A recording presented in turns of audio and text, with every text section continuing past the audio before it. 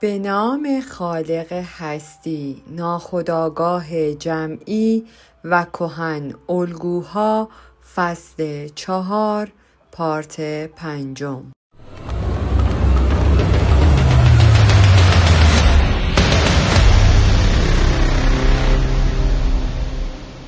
4. کودک به عنوان نقطه شروع و پایان. فاویست بعد از مرگش به عنوان پسری جوان در گروه کره جوانان خوشبخت پذیرفته شد. مطمئن نیستم که منظور گوته در مورد این ایده خاص اشاره به کیوپد در گور باستانی بوده باشد، هرچند این موضوع چندان هم دور از ذهن نیست.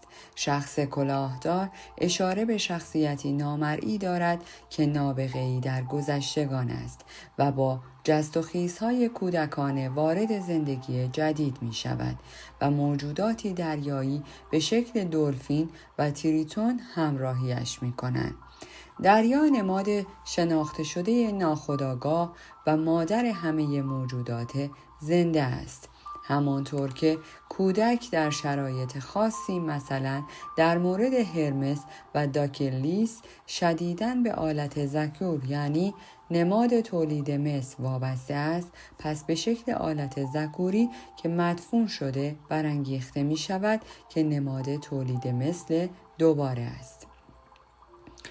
بنابراین کودک تولد دوباره رنتوس است، هم نقطه شروع است و هم پایان موجودی اولیه و آخریه می باشد. موجود اولیه قبل از انسان وجود داشته و موجود آخریه وقتی انسان نباشد نیز باقی می ماند. از نظر روانشناسی این گفته یعنی کودک نماد اصل پیش از آگاهی و نیز پس از آگاهی انسان است. اصل پیش از وجود انسان موقعیت ناخودآگاه در اوایل دوران کودکی را مشخص می کند.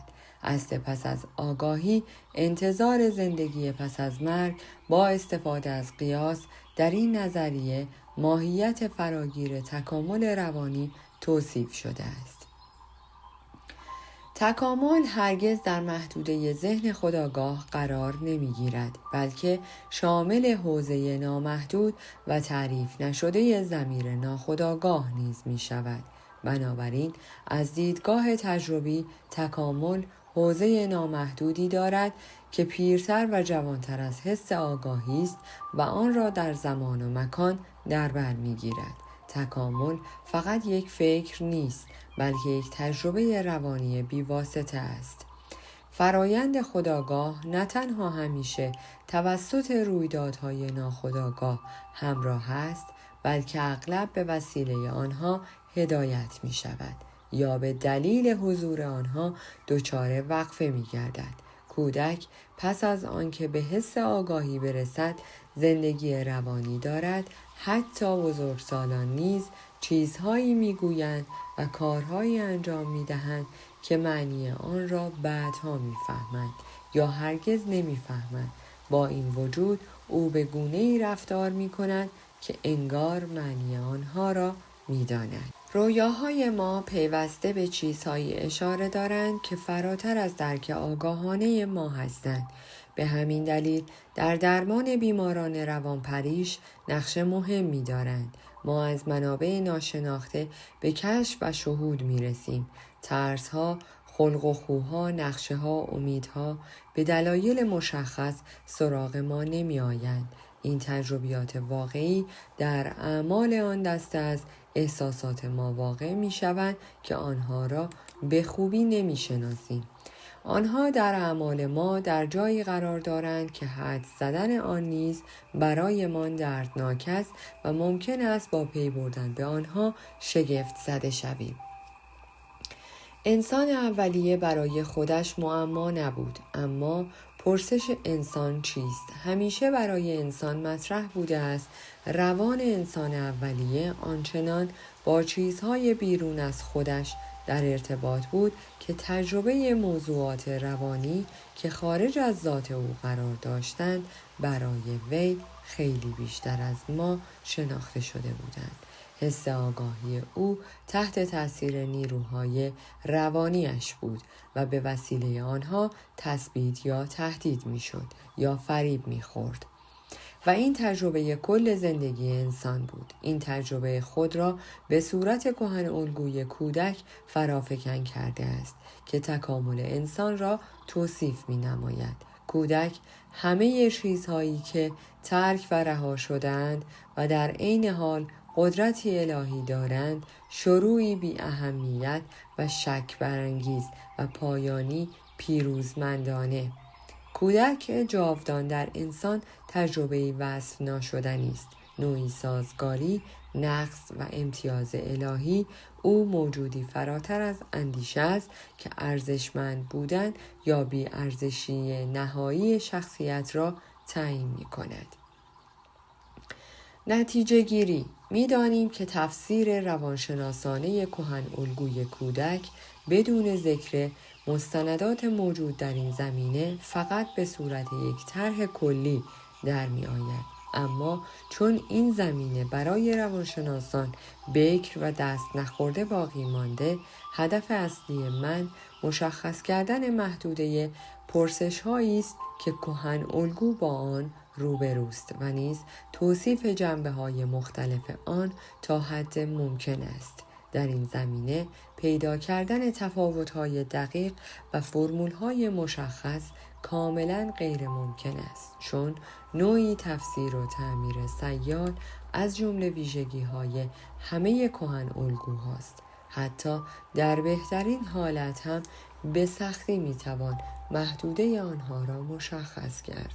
معنای حقیقی آنها بیشتر با نگاهی به کلیت آنها و نه با فرمول بندی تک تکشان آشکار می شود. هر گونه تلاشی در راستای نزدیک شدن بیش از حد به آنها بلافاصله منجر به از بین رفتن وضوح معنایی آنها می شود. هیچ کهن الگویی را نمی توان در یک قاب خاص گنجاند. کهن الگو مانند ظرفی است که هیچ وقت نمی توانیم خالیش کنیم، نتوان پر کردنش را داریم. کهن الگو فقط وجودی بالقوه است و هنگامی که شکل موضوعی به خود بگیرد دیگر خودش نیست. کهن الگو در طول سالها باقی مانده است و همیشه هم نیاز داشته که مجدداً تفسیر شود. کهن الگوها اجزای نابود نشدنی ضمیر ناخودآگاه ما هستند. ما شکلشان دائما تغییر می کنند. جدا کردن یک کهن الگو از بافت زنده روان تلاشی بیهوده است، اما علی‌رغم ارتباط درونی میان کهن الگوها، آنها واحدهای معناداری را می‌سازند که می‌توان آنها را مستقیما درک کرد. روانشناسی به عنوان یکی از تجلیگاه‌های بیشمار زندگی روانی با ایده‌هایی سر و کار دارد که به نوبه خود از ساختارهای کهن الگویی گرفته شده‌اند و بنابراین اسطوره انتزاعی ترین را به وجود می آورند. بنابراین روانشناسی برداشت‌های باستانی اسطوره را به زبان اساطیری مدرن ترجمه می کند که البته هنوز هم خیلی شناخته شده نیستند و یکی از عوامل اسطوره علم را می سازد. این تلاش به ظاهر ناامیدانه اسطوره‌ای زنده و برای افرادی که خلق و خوی مشابهی دارند رضایت بخش است و در حقیقت برایشان مفید می باشد، چون آنها به دلیل اختلالات روانپریشی از اصل روان خود به دور افتادند. تجربه ثابت کرده است که ما کهن الگوی کودک را در فرایندهای کسب هویت ناگهانی که موجب تحریک روانی می شوند مشاهده می کنیم. بنابراین نخستین تجلی کودک پدیده‌ای کاملا ناخودآگاه است. در چنین مواردی بیمار کاملا با خلق و خوی دوران کودکیش همزاد پنداری می کند. بعد با توجه به اثرات فرایند درمان کم و بیش شاهد جدایی و رد کردن کودک از سوی بیمار می شویم. یعنی هویت از میان می رود و با تشدید وهم و گمان همراه می گردد که گاهی به طور تکنیکی به وجود می آید و در نهایت شخصیت‌های قدیمی یا اسطوره‌ای ظاهر می شوند. در اسطوره قهرمان نیز دگرگونی‌های زیادی روی می دهد. درون مایه شاهکارهای بزرگ عموماً حضور ندارند، اما از سوی دیگر در خطرات اسطوره نقش بزرگی ایفا می کنند. در اینجا فرد با قهرمانی همزاد پنداری می کند که به دلایل گوناگون نقش جذابی دارد. این همزاد پنداری اغلب برای تعادل روانی بسیار خطرناک است. اگر بتوان بر این موضوع غلبه کرد و اگر بتوان حس آگاهی را به تناسب با انسان تقلیل داد، شخصیت قهرمان را کم کم می توان مشتقی از نماد خویشتن دانست. با این وجود برای بیمار کافی نیست که فقط از چنین پیشرفت‌هایی اطلاع داشته باشد. تجربه او دگرگونی‌های متعدد و اهمیت بیشتری دارد. مراحل اولیه همزاد پنداری با دوران کودکی تصویری از رها شدن یا فهمیده نشدن و کودکی که با او رفتار درستی صورت نگرفته را به همراه دارد. ظهور قهرمان دومین همزاد پنداری خود را به شکل تورم نشان می دهد. تظاهر محض جای خود را به مرحله‌ای می دهد که در آن فرد باور دارد که چیز خارق العاده است یا ناممکن بودن دستیابی به چیزی که تظاهر به آن می کرده.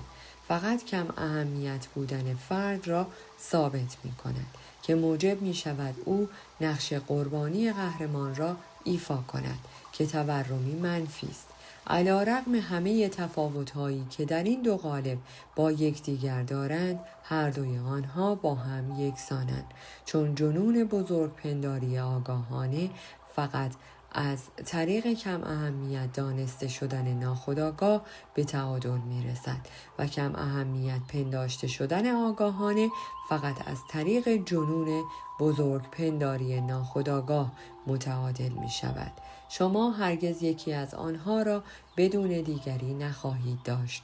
هنگامی که دومین نوع همزاد پنداری نیز با موفقیت به پایان رسید، فرایندهای خودآگاه می توانند کاملا از فرایندهای ناخودآگاه جدا شوند و می توان فرایندهای ناخودآگاه را به صورت عینی بررسی کرد. این امر منجر به امکان تطابق با ناخودآگاه می شود و بنابراین اجزای خودآگاه و ناخودآگاه دانش و عمل امکان ترکیب شدن با یکدیگر را پیدا می کند. این امر موجب تغییر مرکز شخصیت از ایگو یا همان من به خویشتن می شود.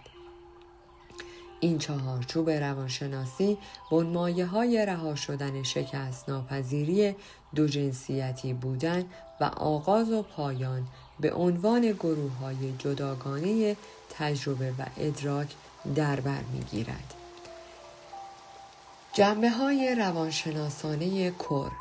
شخصیت دمیتر و کور در 3 وجه دوشیزه، مادر و حکاته در روانشناسی ضمیر ناخودآگاه شناخته شده نیست و همین باعث ایجاد مشکلی عملی نیز می شود. کور نقطه مقابل خود را در روانشناسی در کهن الگوهایی پیدا می کند که من آنها را از یک سو خویشتن یا شخصیت برتر و از سوی دیگر انیما می نامم. برای بررسی این شخصیت‌ها که فکر نمی‌کنم همه خواننده‌ها با آنها آشنا باشند، باید اشاره‌های کلی به ماهیت آنها داشته باشم. روانشناس نیز مانند اسطوره‌شناس هرگاه که تعریف دقیق یا اطلاعات مختصری از او خواسته می شود، بی تردید با برخی از مشکلات روبرو می شود. تصویر تنها در حالتی که در زمینه مناسب خود بررسی شود واضح و شفاف است و از آن سو تعبیر نمی شود. اما به محض آنکه کسی بکوشد اصل واقعی تصویر را انتزاعی نماید، همه چیز مبهم و نامشخص می شود. برای درک نقش آن باید بگذاریم که با وجود همه پیچیدگی هایش به شکل یک عضو باقی بماند و سعی نکنیم مانند دانشمندان اجزا را بررسی کنیم یا مانند مورخین دلایل ویرانیش را از نظر باستانشناسی توضیح دهیم. البته نمیتوان اهمیت چنین روش‌هایی را در جایگاه خودشان نادیده گرفت. با توجه به پیچیدگی بسیار زیاد پدیده‌های روانی، دیدگاهی کاملاً پدیده شناسانه به مدتی طولانی تنها روش ممکن بود که به موفقیت نزدیک می نمود. اینکه چیزها از کجا آمدند و چه هستند در زمینه روانشناسی پرسش‌هایی هستند که تلاش‌های ویژه‌ای در راستای توضیح آنها انجام می‌گیرد. چنین تفکراتی بیشتر بر مبنای قضایای اثبات شده فلسفی ضمیر ناخودآگاه بنیان نهاده شدند تا ماهیت خود پدیده‌های روانی که به وسیله فرایندهای ناخودآگاه به وجود می‌آیند آنقدر غنی و متنوع هستند که ترجیح می‌دهم یافته‌ها و مشاهداتم را تشریح نمایم و در صورت امکان طبقه بندی کنم، یعنی آنها را در گروه‌های مشخصی که و خاص قرار دهم. این روش علوم طبیعی است و هر جا که با موضوعات متنوعی که هنوز نامشخص هستند برخورد می‌کنیم کاربرد دارند. می‌توان کاربردی بودن یا مناسب بودن دسته‌بندی‌های و گروه‌های مورد استفاده را زیر سوال برد، اما درست بودن اصل روش هیچ جای بحث ندارد. سال هاست که محصولات ناخودآگاه را در معنای وسیع کلمه، یعنی رویاها، خیالات، تصورات و توهمات دیوانه ها مورد مشاهده و بررسی قرار دادم، اما نتوانستم ترتیب مشخص یا تیپ‌های خاصی را تشخیص دهم. تیپ‌های موضوعی و شخصیت‌های وجود دارند که پیوسته تکرار می‌شوند و معنای نزدیکی دارند. بنابراین برای مشخص کردن این موارد تکراری از اصطلاح بنمایه استفاده می‌کنم. لذا نه تنها رویاهای تیپیکی وجود دارد، بلکه بنمایه‌های تیپیکی هم در رویاها وجود دارند. در میان این بنمایه‌ها شخصیت‌های انسانی هم هستند که باید آنها را در زمره گروهی از کهن الگوها به شمار آورد که مهمترین آنها به پیشنهاد من سایه پیر دانا، کودک که شامل کودک قهرمان نیز می شود، مادر ازلی و مادر زمین به عنوان شخصیتی برتر و به همین دلیل شیطانی و دوشیزه، یعنی شخصیت مقابل مادر، و نهایتاً انیما در مردان و انیموس در زنان هستند. تیپ هایی که در بالا به آنها اشاره شد همه تحقیقات آماری در این زمینه را در بر نمی گیرند. شخصیت کور که در اینجا توجه ما را به خود جلب کرده وقتی در فردی مشاهده می شود به تیپ انیما تعلق دارد و هنگامی که در زنان نمایان است به شخصیت فرابرتر نسبت داده می شود. یکی از ویژگی‌های اصلی شخصیت‌های روانی این است که آنها دووجهی هستند یا حداقل قابلیت دووجهی شدن را دارند. در همه موارد آنها دو قطبی هستند و بین معانی مثبت و منفیشان نوسان دارند. بنابراین شخصیت فرابرتر می‌تواند به شکل‌های پست و خارج از حالت طبیعی هم نمایان شود، مثل مفیستوفیلس که نسبت به فاویست بیفکر و جاه طلب شخصیت مثبت‌تری دارد. یکی دیگر از شخصیت‌های منفی تام انگشتی یا تام داب داستان‌های عامیانه است. شخصیتی مرتبط با کور که عموماً شخصیتی دوگانه است، یعنی مادر و دوشیزه، و نشان می‌دهد که گاه نقش یکی از آنها و گاه نقش دیگری را می‌پذیرد. من از اینجا نتیجه می‌گیرم که در شکل‌گیری اسطوره دمیتر و کور تأثیر عنصر مؤنث به حدی از عنصر مذکر بیشتر بوده که عنصر مذکر در عمل هیچ نقش خاصی در این اسطوره نداشته است. مرد در اسطوره دمیتر فقط نقش اقفالگر یا فاتح را ایفا می‌کند. مشاهدات تجربی ثابت کرده‌اند که کور در زنان بیشتر در قالب دختری جوان ظاهر می شود که اغلب به شکل گرچین یا مادر مجرد در می آید. یکی دیگر از اشکال متداول در این زمینه رقصنده است که معمولاً از دانش دوران کلاسیک گرفته شده است و در این صورت دوشیزه به شکل کوریبیان، حوری یا پری در می آید. گاهی نیز به صورت نیکسی یا روح آب در می آید که دم ماهی مانندش به ماهیت فرا انسانیش خیانت می کند. گاهی کور یا مادر کاملا وارد قلمرو حیوانات می شود و در این حالت معمولاً به شکل گربه یا مار یا خرس یا هیولای سیاه رنگی که به دنیای زیرزمین تعلق دارد مانند سوسمار یا سایر موجودات سمندر شکل تبدیل می شود.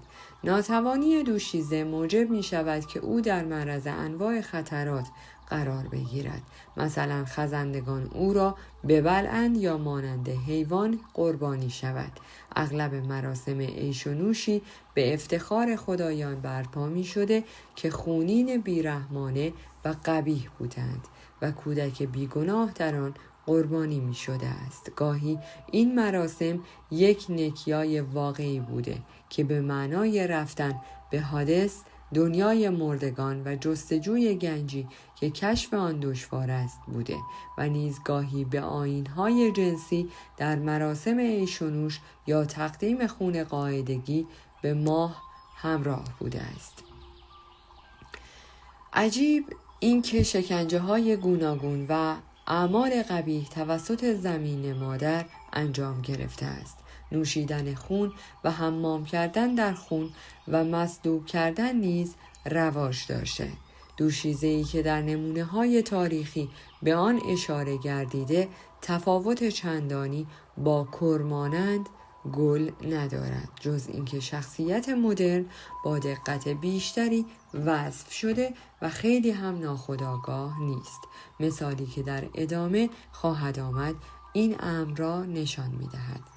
شخصیتی که به دمیتر و هکاته نزدیک است شخصیت فرابرتر است و مادرانی که فرابرتر از اندازه زندگی کسانی مانند تیپ پیتا و تیپ بابو هستند. ناخودآگاه که به عنوان وزنه تعادلی برای بی‌ضرر بودن قراردادی زن عمل می کند، ثابت کرده که در این زمینه بسیار خلاقانه عمل می کند. من موارد اندکی را به یاد می آورم که در آنها شخصیت نجیب دمیتر در شکل خالص خود به عنوان تصویری به صورت ناگهانی در ناخودآگاه به وجود آمده بود. در حقیقت موردی را به یاد می آورم که الهه دوشیزه‌ای که لباس کاملا سپیدی به تن داشت میمون سیاهی را در آغوشش حمل می کرد. زمین مادر همیشه وابسته به خدایان زیرزمین است و گاهی هم از طریق قربانی خون که قبلا به آن اشاره شد یا از طریق قربانی کردن کودک با ماه در ارتباط است، چون زمین مادر با داس ماه تزیین می شود. در قالب‌های نقاشی و مجسمه سازی مادر به رنگ‌های تاریکی در می آید که به سیاه یا به قرمز نزدیک است. این دو رنگ اصلی مرتبط با مادر هستند.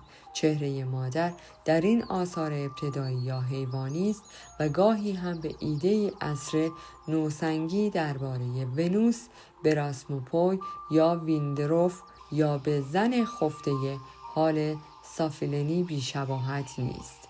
گاهی نیز با سینه‌های چندگانه در این تصاویر روبرو شدم که مانند سینه‌های ماده خوک هستند. زمین مادر در ناخودآگاه زن نقش بسیار مهمی ایفا می‌کند، چون همه نمودهای آن با واژه قدرتمند توصیف شده‌اند. این امر نشان دهنده این است که در چنین مواردی زمین مادر در ذهن ناخودآگاه به طور غیرعادی ضعیف شده و باید تقویت شود. علی‌رغم همه اینها قبول دارم درک این نکته که چرا این شخصیت‌ها باید در حیطه شخصیت فرابرتر قرار بگیرند کار دشواری است. با این وجود در یک تحقیق علمی باید تعصبات اخلاقی و زیبایی شناسی را نادیده بگیریم و بگذاریم حقایق خودشان سخن بگویند. دوشیزه اغلب با ویژگی‌های کاملا انسانی توصیف نمی شود. اصل و نسب او یا معلوم نیست و یا خاص است. او ظاهر عجیبی دارد یا تجربیات عجیبی را از سر می گذراند که با توجه به آنها مجبور می شویم ماهیت خارق‌العاده و اسطوره مانند او را بپذیریم. شگفت‌انگیزتر از آن که زمین مادر موجودی الهی به معنای کلاسیک است، علاوه بر آن او به هیچ وجه همیشه در زمره باب در نمی آید و مثلا بیشتر شبیه به ملکه ونوس در می آید.